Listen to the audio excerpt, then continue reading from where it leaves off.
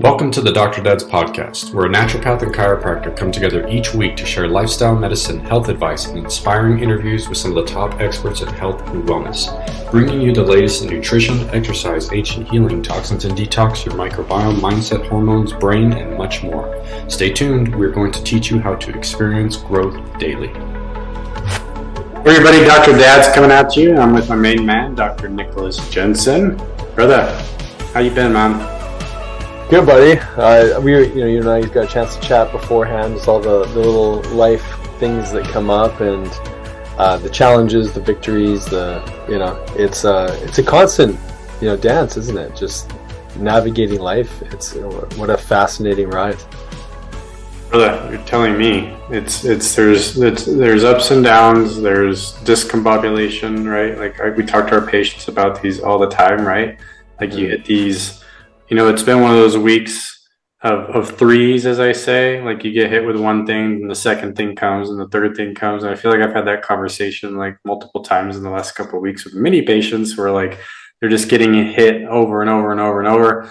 And then finally, like, I was talking to a patient the other day, and he was like, by the third one, I was just kind of like, screw it. Like the universe has a bigger plan. Like I'm just gonna like sit back and just understand that like this is all happening for a reason, and I have to trust and honor that. And so yeah, man, I mean life gives us these nice flow states, but then it also gives us these hills to climb and like to throw curveballs at us. But it's really how we handle those things, I think, that helps us grow over time and we build resilience, right? Oh, definitely. And I can't help but think that as we're going through these life experiences, like you mentioned, it's almost like, we're building this resilience as more exposure comes, and we have choices in every moment. And I think that when shit hits the fan, so to speak, it kind of feels like we don't have any choices. And right. I know that that's a very isolating place to be. And I definitely feel like I've gotten much better at that as time has gone on.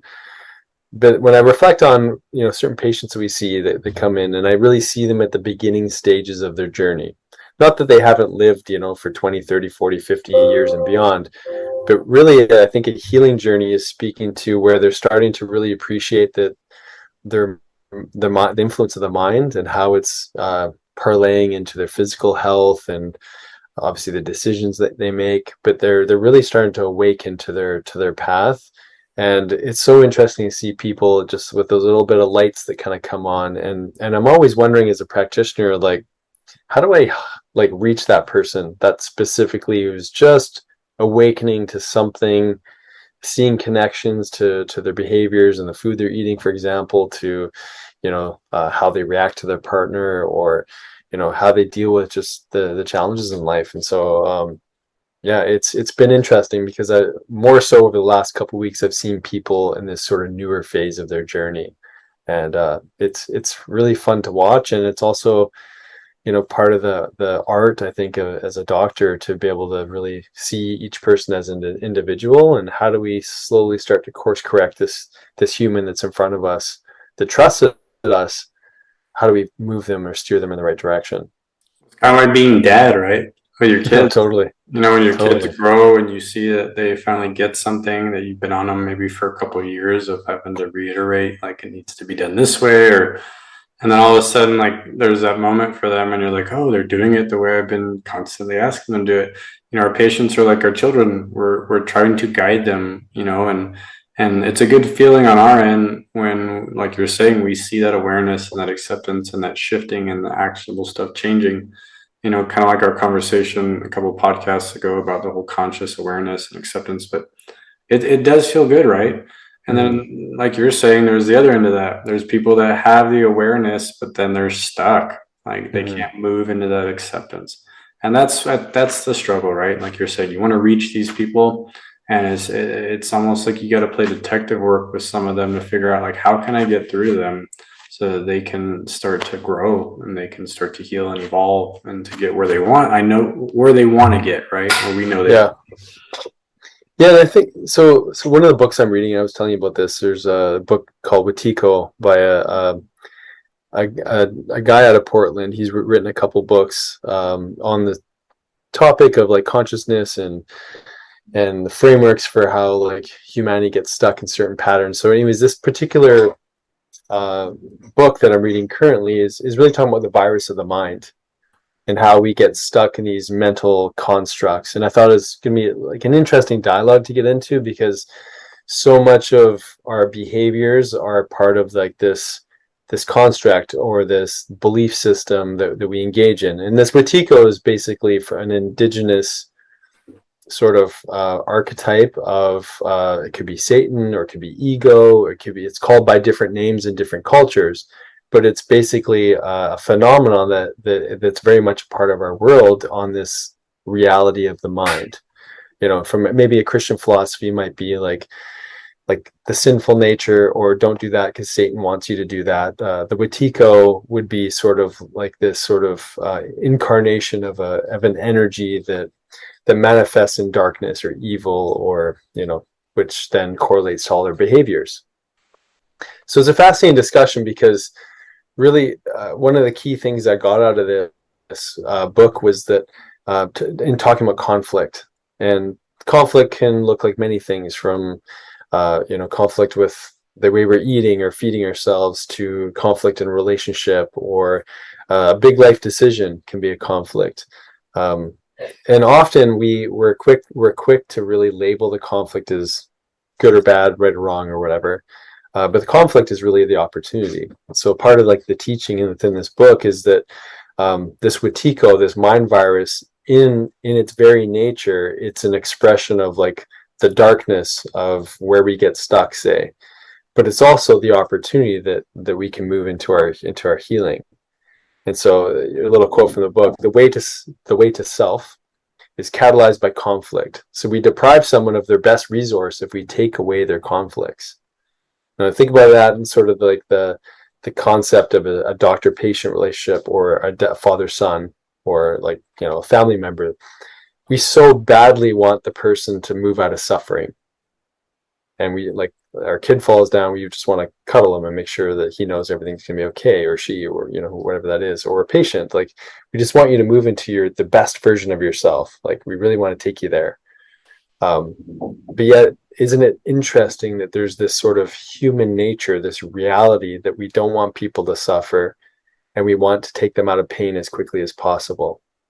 So I would just love to, like, what do you think about when you hear that concept of like how conflict is actually a necessity for healing? Healing is conflict. I literally made a post today. Did you see my post? No, I didn't. I haven't been on social media yet. Buddy, it's funny that you bring this stuff up. We're always on the same picture, man. I'm telling you, it's kind of crazy. You live in another part of the world, and it's like we're always vibrating. We're brothers. At the same rate, man. It's beautiful. But like, this has been on my mind lately, and so I made this post this morning, and I put, the body heals. Healing requires adaptation. Healing doesn't always feel good, and it's not up to you how you heal. And those are all true statements. Yeah. Like, there's no arguing with any of those statements, right? And like, I'll give an example of this. Like, I've had sessions with healers, or not, I shouldn't call them healers because they're not healers. The body does the healing. But I've had sessions with practitioners that assist or a vessel for healing. And sometimes when I come out of that session, I feel amazing right away. Like, there's a noticeable shift. Immediately, I feel good. I walk out, I'm like, oh, that was awesome. And then there's other times where I've had, a session and I feel like shit for literally the rest of the day or for the next 2 days. But I don't ever put a story to it, because I understand what healing is. And healing, I don't get to choose what that's going to look like after. I have to trust in my belief of what I understand about the body, understanding that the body is going to do what it needs to do based off what took place, when I was with that practitioner and we did that work. For example, I've had massages where I've gotten sick right after. Mm-hmm. Right? Probably just needed to happen. They just catalyzed and moved things ahead of schedule, right? Yeah. I've had NIS sessions where I felt like I had the flu when I got home a couple hours. I felt good for an hour afterwards, but then I felt like I literally went and just crawled into bed and felt like crap. But then a couple days later, I feel amazing, and I feel the healing took place. So this conflict that you're talking about, it's a regular part of life in every capacity, but especially for healing. Yeah. And what people need to understand is, when you're going to people to assist you on this journey of healing, that, there's some people that are still so stuck in this, like, oh, well, it's supposed to feel good and I'm not supposed to feel bad when I'm healing. And that's just like someone not understanding their own body and how it functions, right? And I think, and I'm not going to knock conventional medicine, but I think some of modern medicine has made it this way because nobody has to have responsibility in how they feel because it's all symptom-based care. So drugs are thrown at people, all these surgeries, quick fixes, right? And so you don't have to deal with a lot of conflict. You can get out of your conflict quick because the drug's going to erase the pain, or the surgery is going to get rid of the pain, and then you're done with it. So then I don't have to deal with the conflict. But the big thing I kind of educate people about pain all the time is that pain, number one, comes from the brain. It doesn't come from your body. We've had these conversations about neuroscience. But the other piece of that is the way we actually look at pain. Like, I believe from the research and then what I just understand of the body, pain is nothing more than your brain telling you that something needs to be done, something needs to change. And it could be because there is conflict in your life that you're not addressing and you have no awareness of it, or maybe you have awareness and there's no kind of acceptance on your part to start making changes, but the pain's still going to be there regardless, right? Yeah. So it's interesting that you say that, but even pain is conflict. I mean, how many people deal with pain? We're talking about emotional pain, physical pain, right? Everybody deals with pain at some point. So yeah, I mean, it's interesting. You brought that up today, and I've been on kind of the same wavelength lately. And my big thing is I just want people to understand that, or with me as their practitioner, that I don't do the healing for you, right? The healing takes place with you. You're coming to me to help assist you with that, but they're already in conflict when they come to like you and me. And our job is to try to move them through that conflict, right? And to remedy that. But it starts with them, not us.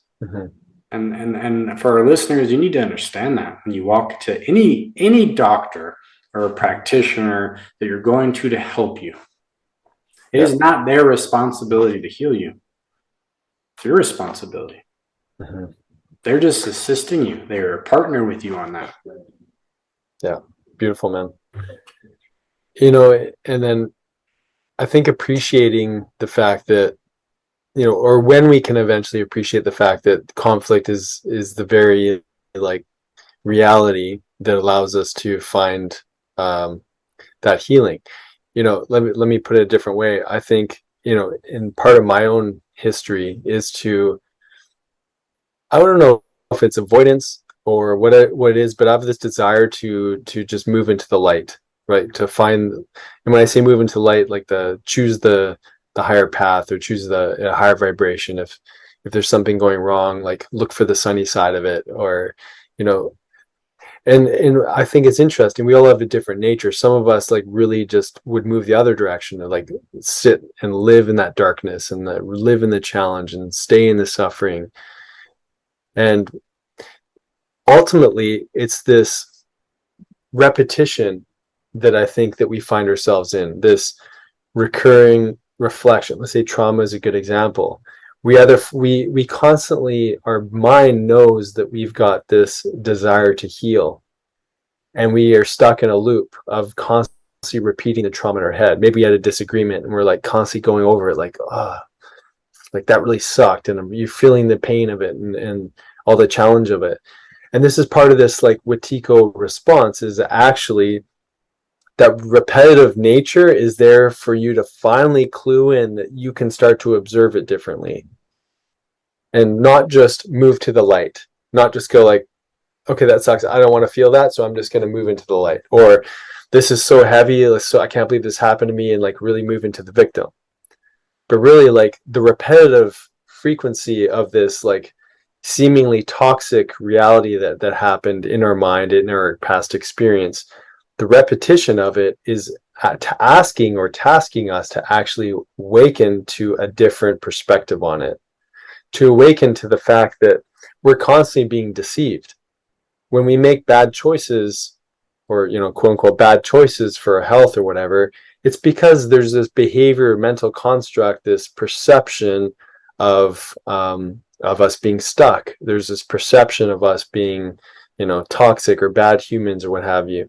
And it's so subtle, and we're speaking to something so subtle but it's coming through the lens of deception. It's making us believe that about ourselves. And so we choose behaviors that are sabotaging us. We choose people where we can feel, sort of safe and not have to like expand ourselves beyond the norm or the comfort. And I think it's such an interesting way to look at the challenges in life if we can look at how we respond to them. Well, and even the story, right? Like I'd add totally. to say, like, people make up a story. Yeah. And that's their way out, right? Yeah, and we don't actually conflict. Let me just make up a story that sounds good that I can lie to myself about so I'm good with it and I can just move on. Yeah. And think about that contract like that you just shared there. That's a contract that we made inside of our mind to be okay with something. And then when we look around the world, there's so much crazy shit going on in the world.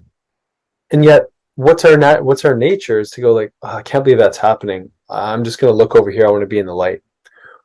Or again, like you look at the craziness of the world, like the world's falling apart. This is devastating. Like, and you live in the chaos of it.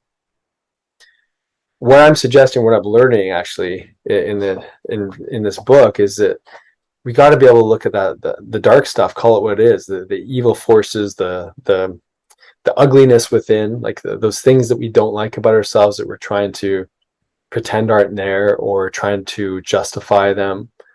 The other day, sort of a personal story, but the other day I was chatting with Sonia, and I think I was trying to get her to see my point of view. She's like, "Stop whining at me."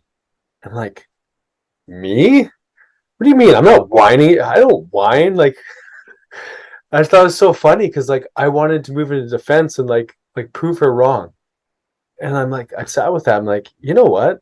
I was totally whining. Like I was like reverting back to a little me version of dealing with this challenge because someone wasn't like taking on my point of view. And like that's kind of what I'm speaking to. It's like, are we willing to own like these little inconsistencies that we have in our behavior? And when someone's so loving in our family or household is actually able to call us out, are we willing to go actually look at that and go like, holy crap, I was totally whining there. And I think this is the invite for everybody is to like, let's not label anything that goes on necessarily right when it comes up. Well, and just observe, where's our tendency? Are we moving into avoidance? Are we trying to like live in it and really like just hash out the challenge of it, the victimness of it? Are we bypassing it? Right? What are we doing with these little life experiences? And then are we willing to actually look at the darkness? And then there's another sort of quote from the book. What's the point of light if you can't light up the darkness? Right. So, well, that's what light speaking to, man. Totally. And it's not even just like finding the good in it. It's like actually seeing what's wrong and like actually calling it out. And then still we have an opportunity to rise above it. Right. Let's go ahead.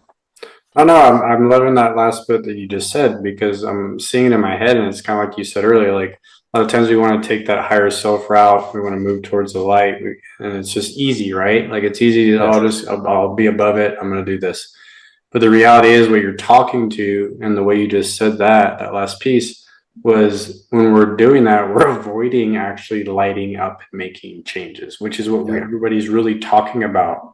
When you're really trying to do these type of things, you're supposed to bring light into the darkness. That's how you grow as a person. And, I think we're in this age and time where, like you're saying, everybody's like, oh, I don't want to deal with conflict. I don't want to deal with some of these things. So I'm just going to ignore my problems and I'm going to ignore these things. I'm going to tell a story or I'm going to avoid these people. And I'm not saying those things aren't healthy habits to have because we do need to have a little bit of that.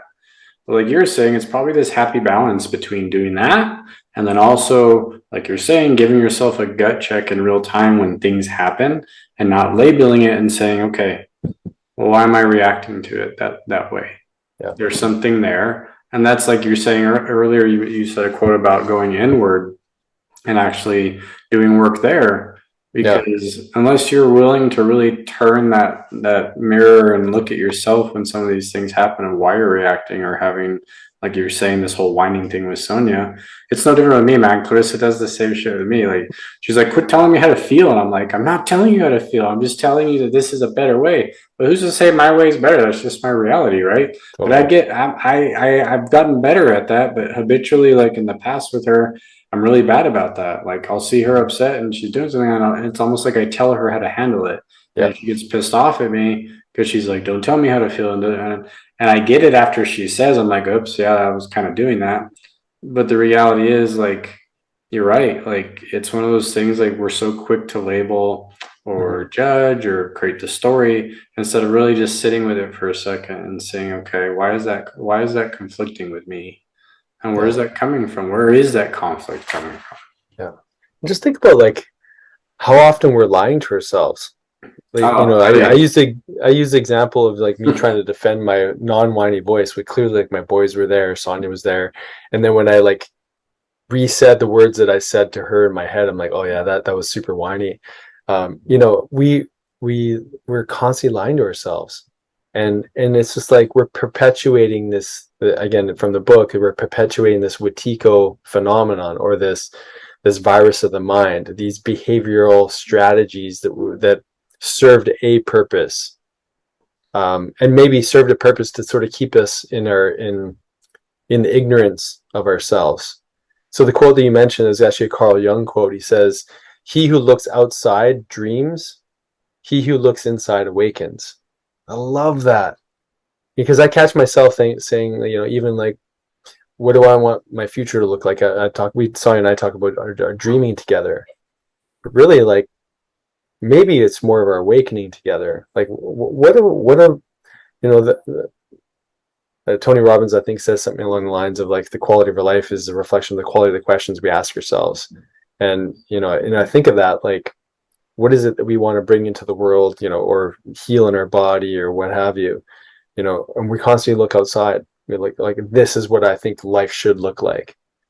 And then the interesting sort of phenomenon that they talk about in the book is just collectively we're experiencing this Wetiko or mind virus phenomenon, and we're so interdependent on one another because we each have a different piece of this experience of life. And so like part of this looking within is also recognizing that we're part of this collective consciousness.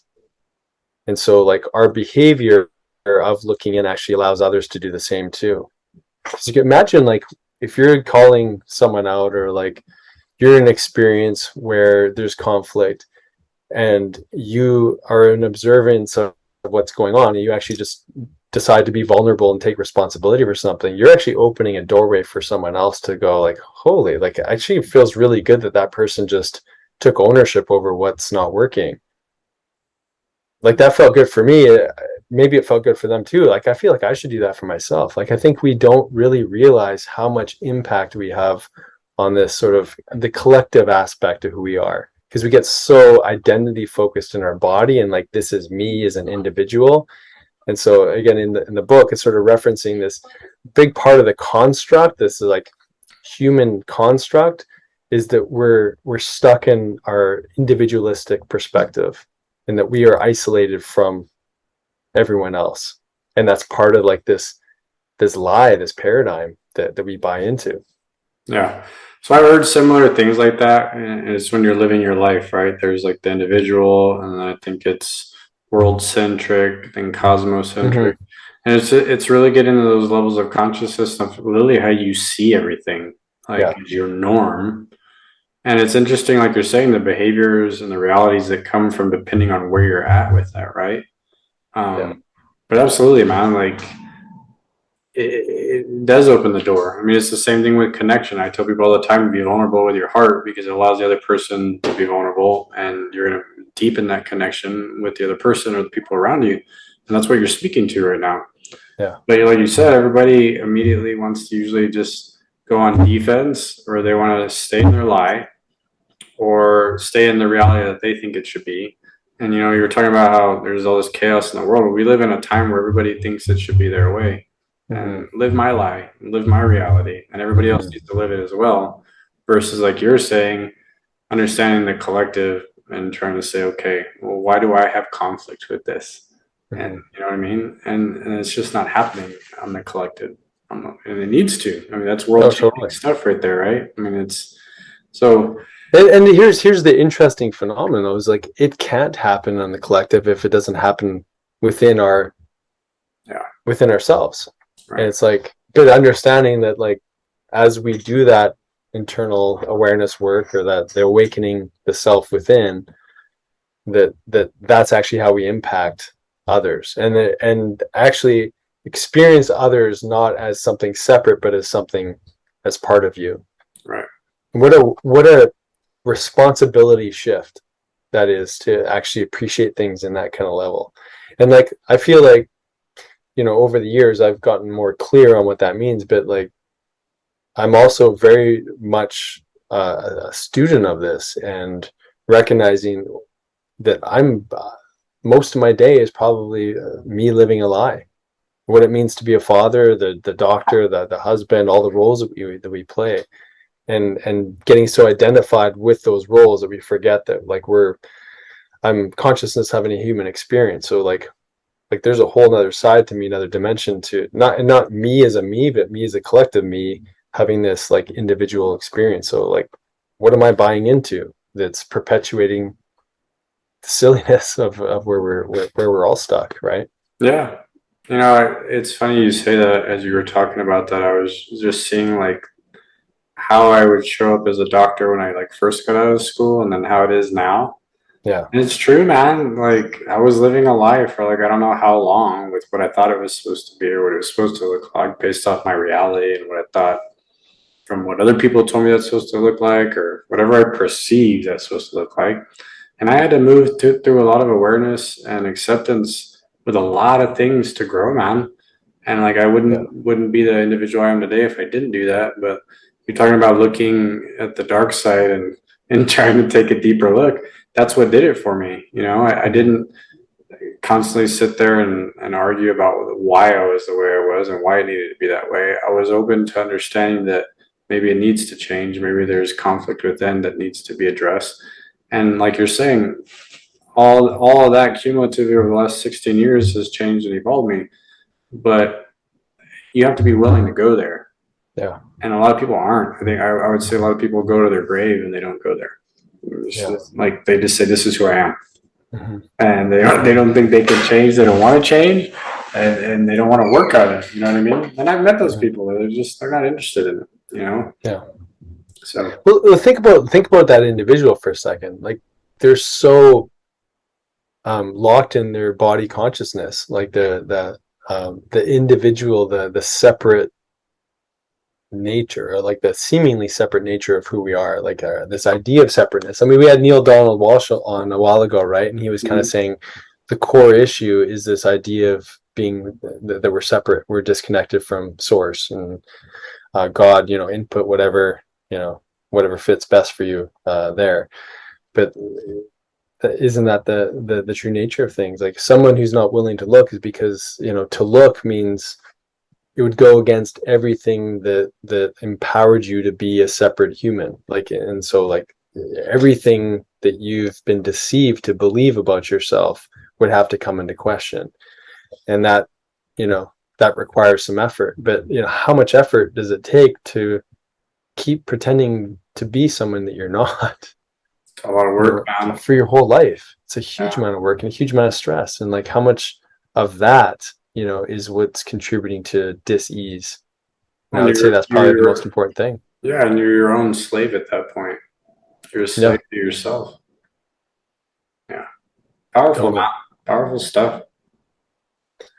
Yeah, so a great book if you want to check it out. I actually reached out to him because I'd love to get him on the podcast, because I think it's a really interesting dialogue, especially in the world that we're in when there's so much, you know, uncertainty and chaos. And I think looking at things not at like the physical virus kind of thing and like pandemics and stuff like that, but actually looking at like where things are breaking down on that level of the mind, and then sort of the reverse engineering. Okay, well, if there's a problem sort of in that level of consciousness, like what plays out, like the microcosm to macrocosm concept, like if that's playing out in consciousness, or like this collective agreement that we have, and how's that, playing a reality in our 3D world, our physical bodies and our relationships and everything else. So anyways, I think it'd be a great conversation to get into. Absolutely. Thanks for sharing, man. Yeah. Thanks for dialoguing on the sharing and, sharing your own experiences. That's important stuff though, man. I mean, this is something that every individual needs to really have awareness on. And then if you're not doing this type of work and you want changes in your life, I mean, this is where it happens. Yeah. It happens here, and you got to be willing to deal with some of that conflict and look inward and have that gut check and be honest with yourself. Stop lying to yourself. Totally. And like I said, I'm a student. I'm just scratching the surface, but it makes me think, and hopefully it makes others think about, like, how many things just happen on default mode throughout your day, throughout your month, your week, your year. And like, what would life look like if you had more faculty or resource to actually awaken, more of you? Like, life would be so fascinating, wouldn't it? To just know that, like, everything's sort of unfolding in a different kind of way and not on this habitual hamster wheel. Like, why am I still dealing with the same problems I was like 15 years ago? Or like, I'm sure some of us may ask ourselves some of those questions. Like, why is this coming up again? Why is this happening again? And like, if you're asking yourselves those questions, I think you're already asking the right questions. And it's, time to dig in, time to shine some light on some of these areas that are dark. Well, we all know those people that have always said, oh, I dealt with that a long time ago. Like, it's not an issue anymore. But then yet there's still conflict from that issue, and they're having the conflict. And you're like, well, if you dealt with it, why is there conflict right now? Right? Exactly. And it's that honesty. I think it's really hard for people, man. There's just the honesty. Yeah. And that's a symptom, right? That's a mental manifestation or emotional manifestation of the symptom. Just, we've got our physical symptoms, but then these are these emotional symptoms, recurring challenges, right? Like the repeating lessons that never seem to go away. Yeah, you just see the patterns, right? Yeah. Totally. All right, brother. Always mind expanding, chatting with you, and yes, take it to your heart. Love you lots. Love you, man. Thank you, brother. Care. Thanks for listening. If you enjoyed today's podcast, please be sure to subscribe to the Dr. Dads and share with your family and friends.